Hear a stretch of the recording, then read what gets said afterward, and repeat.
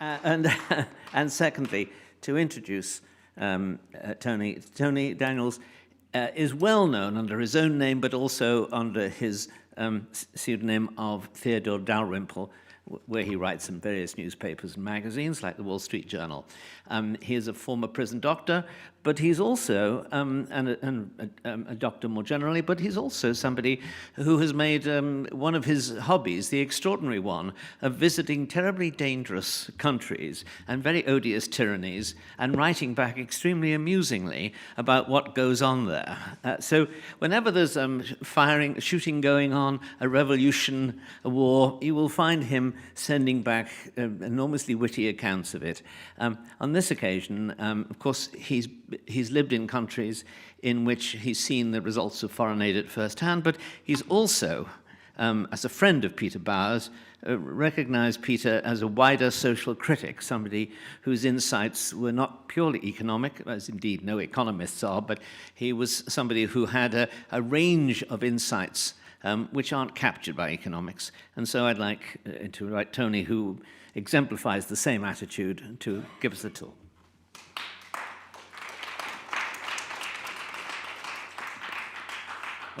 Well, ladies and gentlemen, first I'd like to thank the Danube Institute and also the Bank of Hungary for having invited me here, especially as I have no credentials whatever to speak. But as we've heard, that might actually be an advantage rather than a disadvantage. I hope it's not inappropriate for me to tell you how I came to meet and befriend Peter Bauer. Peter used always to say to me that he was particularly proud to be the only member of the House of Lords in Britain who was the son of a Budapest bookmaker. And that was his great achievement. He used rather perhaps in an unorthodox fashion to say that Mrs. Thatcher had two great achievements, and the first was the destruction of the power of the unions in Britain, and the second was her appointment of him to the House of Lords. As you know, I'm just a doctor, and I'm not an economist or an historian, and Peter actually wasn't interested in health, at least not his own, and whenever you inquired about it, he brushed aside with impatience the whole question as being uninteresting. He said, well, I'm blind, I'm deaf, I'm lame, but that is perfectly normal. I actually had worked in Tanzania, which was a country that was almost a blueprint, or the blueprint, for all that Peter thought was most inimical to economic development, and illustrated best and most clearly the politicization of life that foreign aid promoted. While I was working there, I had, under an assumed name, published articles about my observations of the country. And it should be remembered that at that time, Tanzania was largely regarded as a shining beacon for Africa, if not for the entire world. And its leader was called Julius Nyerere, who was known locally as Mwalimu, which means teacher, which is slightly more modest than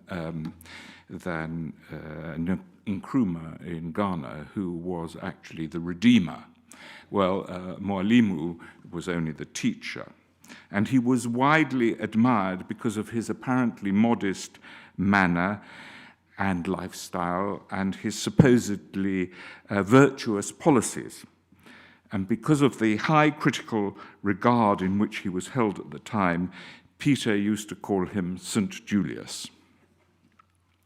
But what had teacher taught, and what were the miracles performed by St. Julius? Well, there were several things that I noticed, and the first was the astonishing poverty of the country.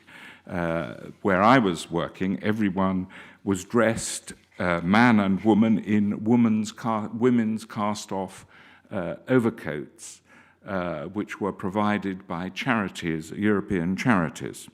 And there was nothing to buy. almost nothing to buy. The currency was called by the local people pictures of Nyerere.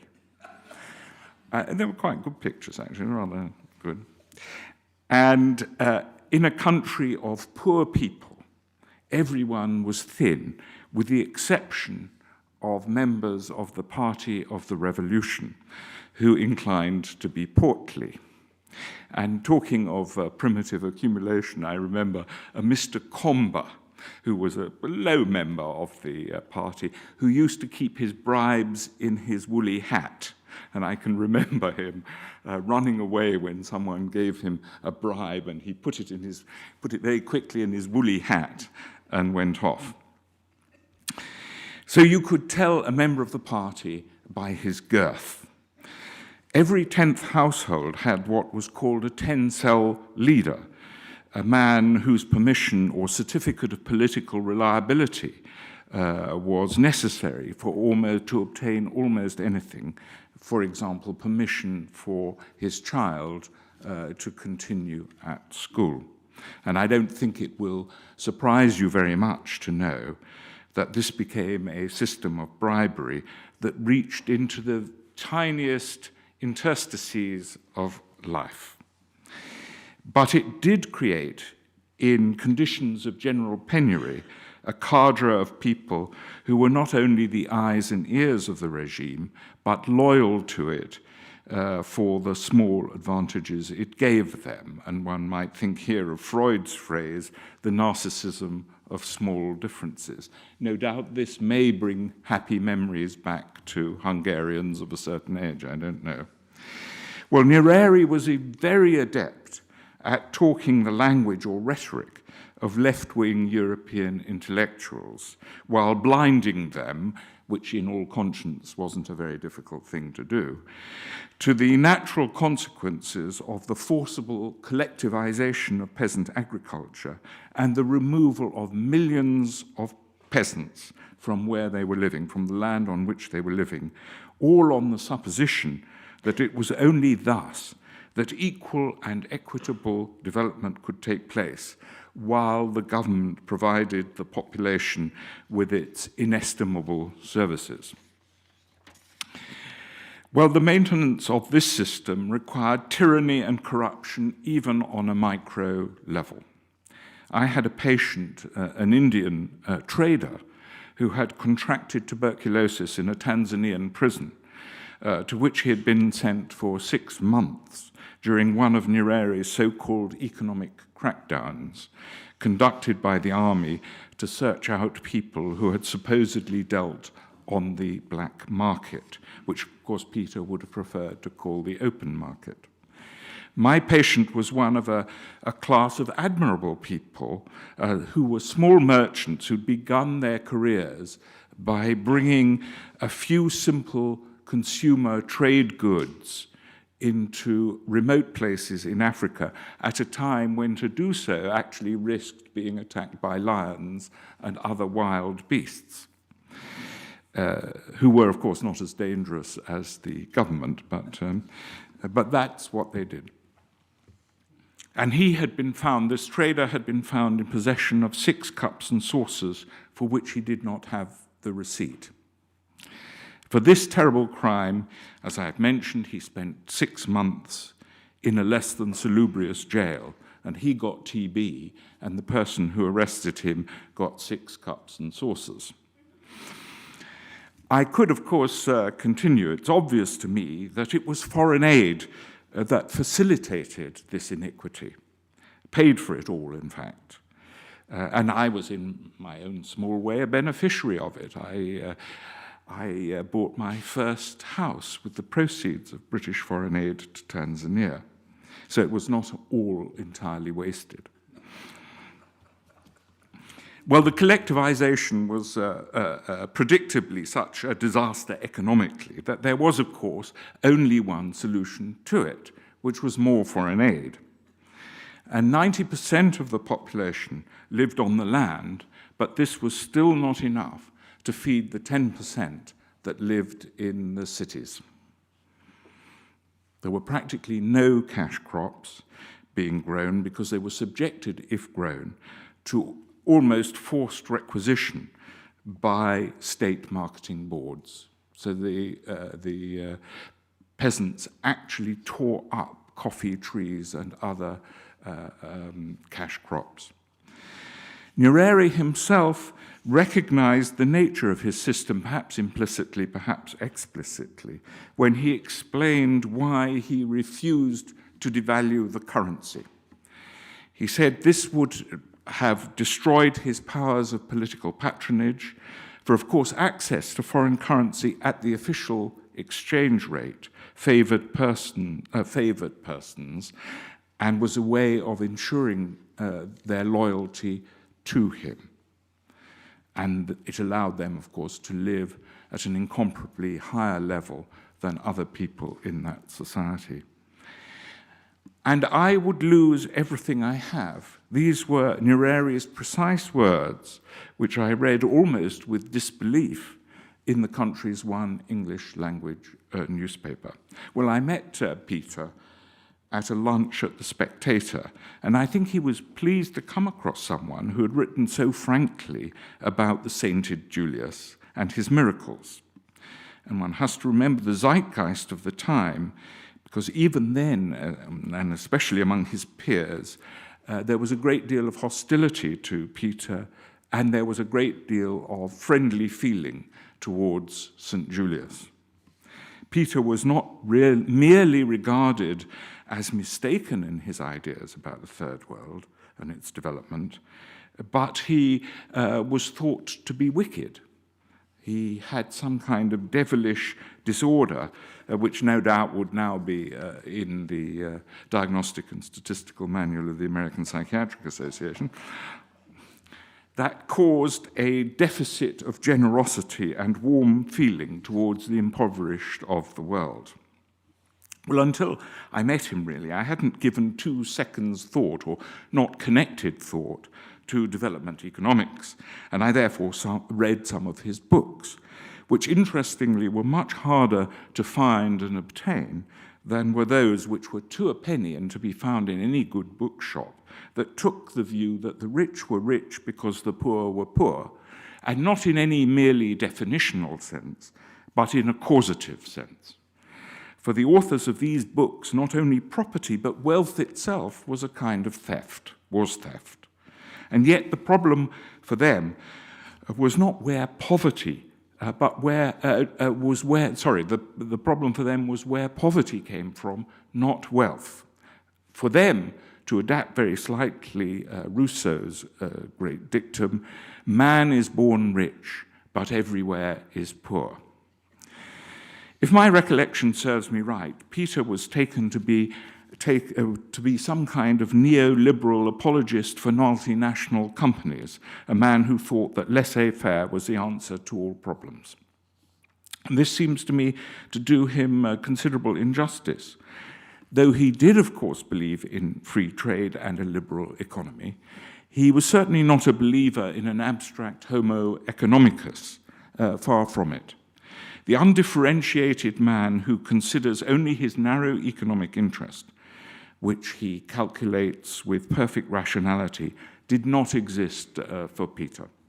He did not think that in a world in which restraints on economic life were removed, if one were able to envisage such a world, differences between individuals and groups would disappear or die out. For it is part of his thought, something that he repeated over and over again, that different people and different groups of people react differently to similar economic circumstances and incentives. Not even the same monetary incomes result in the same outcomes in other respects. Income is not all. And I hope you'll forgive me if I once again refer to an African experience of mine. When I was a very young doctor, I worked for a very short time in what was then still called Rhodesia. And unlike South Africa, black doctors in Rhodesia were paid of the same amount for the same work as white doctors. There was no income differential, few as they were in number. And here was a puzzle. Why was I able on my salary to live in great luxury and even save money when a black colleague paid exactly the same wage, lived almost in squalor, and could hardly make ends meet? It certainly had nothing to do with his personal affinity for squalor, and I'm afraid it took me a rather long time to work out the explanation, which was really very simple and obvious. While I was able to devote my entire salary to myself, I had no parents, no brothers and sisters, no nieces or nephews, no village to support, and my money was entirely my own to dispose of as I wished. My black colleague's salary, being exceptionally large for his group of people, had to support a very large number of people: parents, siblings, an extended family, and so on. He would have been regarded as a very bad man indeed if he had refused to share his salary in this fashion, and in fact it would have been virtually impossible for him socially and psychologically for him not to have shared his salary in this fashion. Now, in this social obligation to share, there was something admirable and very good. You couldn't just dismiss it as a bad thing. But it had its harmful effects too, especially in the light of what was about to develop in Rhodesia. And these bad effects were going to manifest themselves very, very clearly. It was perfectly fine when people in the situation of the Black Doctor were not part of a small class of people in charge of the country, and when government service was not the only means of personal advancement. In other words, when an economy was open and the government did not seek to regulate economic life in its entirety. But people like my colleague were a very small elite indeed, no doubt largely by their own efforts, though also supported by the sacrifices of their families. And soon, this class of person was to take over the running of the country. Needless to say, they understandably wanted to live at the level of life that the previous ruling class, or elite, of which I was a small-time member, lived. The near squalor in which they had previously lived was not something of their choosing or something that they wanted. But their inherited social obligations remained. Anyone who did not do the maximum he could for his family or his village was either a fool or, much worse, a very bad man. No conceivable salary in the ordinary sense would have allowed the elite both to meet its inherent and deeply felt social obligations, and at the same time lived at the desired level of which was that of the previous elite or ruling class. Bear in mind also that the new political masters, in the name of egalitarianism and social justice, concepts that they had absorbed actually from a Western-style education, and which they manipulated, I must say, with cunning and ease, both for internal consumption and external consumption, sought to control economic life ever more tightly, such that effort was diverted into obtaining and retaining political influence as the precondition of mounting and keeping commercial enterprises and obtaining wealth. And this is precisely the kind of thing that would not have surprised. In fact, Peter Bauer would have predicted. When you put all this together, the result is obvious and not at all surprising. In such an economy, dearth really does become a source of wealth for a very tiny proportion of the population. The only way to have averted this outcome would have been to maintain limited government.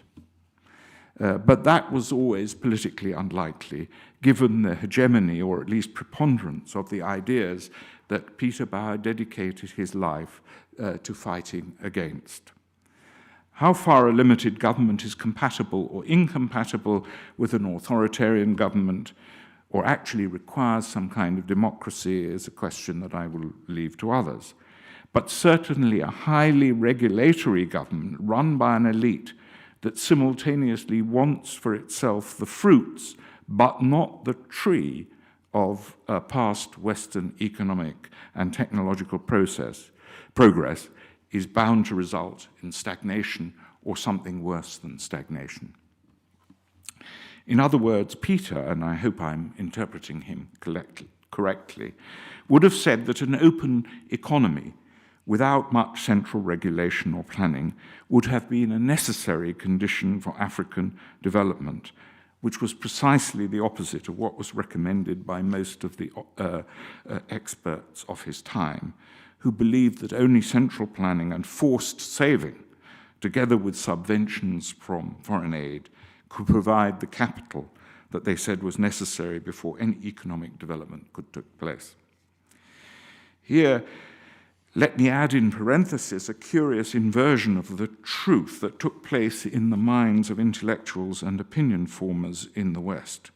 Those who favored central planning and its inevitable extortions of the kind that I have described, bear in mind that we saw millions of peasants in Tanzania moved by force from where they were living. People who believed in that kind of thing were thought to be those who cared most for people, for ordinary people. While Peter, who always had a very deep respect for the capacity, and a genuine respect for the capacity of African peasants and farmers to respond to demand for cash crops and make rational investment decisions for themselves, without, of course, theorizing about it, and which he had seen for himself in his early researches, was depicted as a kind of hard-hearted, callous, devil-take-the-hindmost, Gradgrindian, dismal science kind of economist who cared only for profit and not for people. But if a liberal, or at least liberalized economy was a necessary condition of economic development in Africa and elsewhere, was it a sufficient one? And the answer to that question, of course, depends rather on what you want or expect economic development to achieve. If you want from economic development, if what you want from economic development is social justice in its usual modern acceptation, then the answer is clearly no. By social justice is almost always now meant equality of outcome or equity.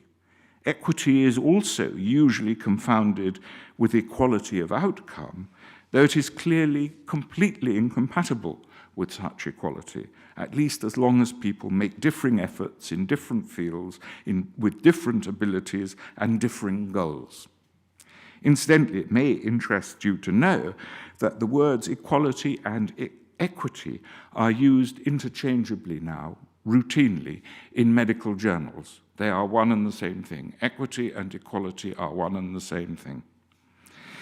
This is surely an instance of what Peter used often to lament, at least to me, and I'm sure to many others here, the apparent inability of people, despite great intellectual or technical sophistication, to think connectedly about quite simple matters, whether, for example, equity is the same as equality.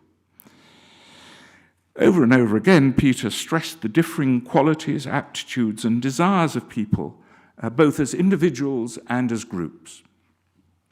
There was no possible way, short of extreme force, in which outcomes between different groups of people can be equalized or smoothed out, and therefore in liberal economies, and probably even in illiberal ones for that matter, because egalitarianism is very rarely, in fact never, carried out equally, differences between groups, often very large, will persist.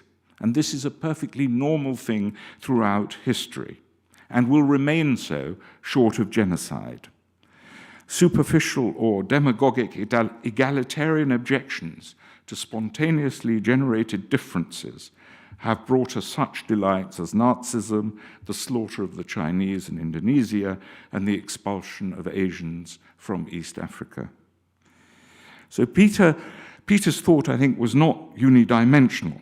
And let me mention here that he did not even think that economic development was necessarily an unequivocal good, that people ought to aim at it single-mindedly and have regard to nothing else.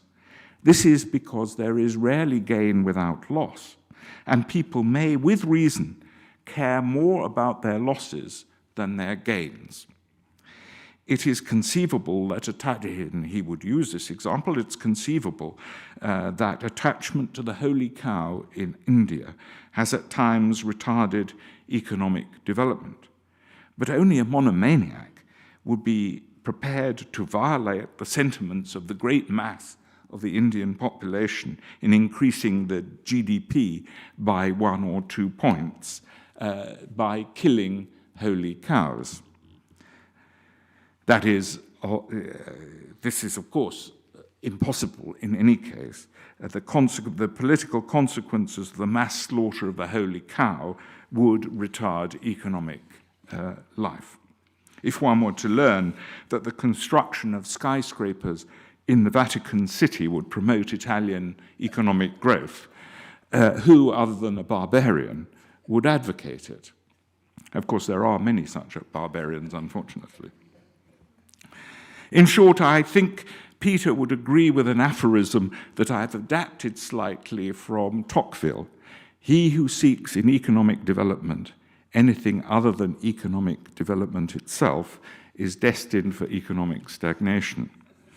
Now, of course, Peter recognized that most people prefer to be rich rather than poor, comfortable rather than uncomfortable, economically secure rather than insecure, and that most of them believe that economic development will give them the benefits that they seek. But man is not only a problem-solving animal, he's also a problem-generating and desire-creating animal as well. And it seems to be a fact of human psychology that no sooner has one desire been satisfied than another arises in the mind, and past satisfaction no longer satisfies, but is taken immediately for granted. For example, I cannot remember, just to give a very small example, I can hardly remember what life was like before the internet, although I've lived most of my life without the internet. We cannot go on forever being grateful that we have and will always have enough to eat, when throughout much or most of human history, having enough to eat was an exception and a privilege rather than a fundamental assumption. Can I go on for long being euphoric that the infant mortality rate in India has now fallen to what it was in England when I was born? Incidentally, this vast improvement in India's infant mortality rate can also be presented as a deterioration. This is one of Peter's great insights, because infant mortality rate in India was only 5.4 times higher in England in 1949 than England's in 1949, the year in which I was born, while it is now 9.4 times higher. Which can be presented as a relative deterioration of 42.5%. And Peter was always aware, much more, I must say, than most economists in the field, and I'm not an economist, but I think I'm allowed to criticize economists, of how statistics can be, and often are, used to create a completely misleading impression, usually for lobbying purposes, and how statistics do not speak for themselves, but have to be interpreted or mined for their meaning and their true use. Peter's view of development, then, was not a simple economistic one. He ascribed great importance to history, to culture, to psychology. And these things, of course, themselves do change. I'm talking about psychology and history. And if I may quote yet another personal example. My work in an inner city hospital in England led me to come across large numbers of asylum seekers. And whatever their motives for coming to England, they were certainly enterprising and daring people. They often entered the country in containers or tied under trucks. They'd hazarded dangerous border crossings. And this was the interesting thing, they could be turned in matters of weeks by enforced dependence into the kind of people who complained of the size of their television screens in their lodgings, or how they could not get to their English language classes because free umbrellas had not been provided. These are people who had come 2,000 miles risking death. This transformation could happen within weeks. Thus, Peter's view of the reach of development economics was essentially modest, though not the less sophisticated for that. It might tell us something about the necessary conditions for development, few very simple necessary conditions, but the sufficient ones were different. In assessing any country and its prospects, it was necessary to have an appreciation of its history, culture, and psychology. And wealth is neither nothing nor everything. There is no single measure of life, not even GDP per capita. And Peter always enjoyed, I think enjoyed is the word, though always within the bounds of truth, revealing supposed wisdom as folly, knowledge as ignorance, compassion as cruelty, and orthodoxy as absurdity. He saw in his lifetime his ideas, as we've heard, going from being dismissed as wrong and cruel to being accepted as so obvious and self-evident that their enunciation was hardly worth the effort. But no victory is final, and I think that Peter's beautifully expressed strictures, so beautifully expressed that even a non-economist such as I can understand them with ease, will remain salutary for a very long time, alas. Thank you.